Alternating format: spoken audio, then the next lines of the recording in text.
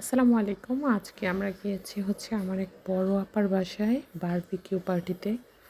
তো ওখানে যেয়ে দেখেছি ওনারা সব কিছু রেডি করে রেখেছে। এই যে কয়লা,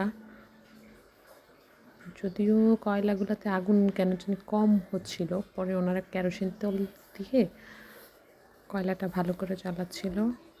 এই যে অনেক গেস্ট, বিল্ডিংয়ের সবাইকে দাওয়াত করা হয়েছে, সবাই চলে এসেছে। এখন আমরা মুরগিগুলো বারবিকিউ করব, কিন্তু আসলে আমার কাছে কেন জানি বারবিকিউগুলো খেতে একদমই ভালো লাগেনি। কারণ যে বাহিরের জিনিস বাহিরে খাওয়াটাই বেটার।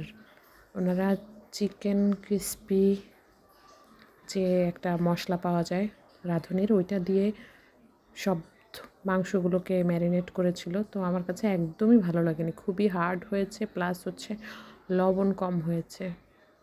এবং কয়লায় পোড়া জিনিস আসলে বারবিকিউ আমার কাছে অত ভালো লাগেনি। বাহিরেরটা যেরকম, রেস্টুরেন্টেরটা যেরকম ভালো লাগে ওইরকম লাগেনি।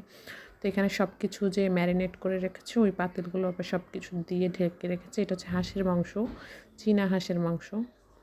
এখানে রেডিমেড বাইরে থেকে রুটিগুলো কিনে আনা হয়েছিল। এখানে সালাদ, এখানে রুটি, পরোটা, এটা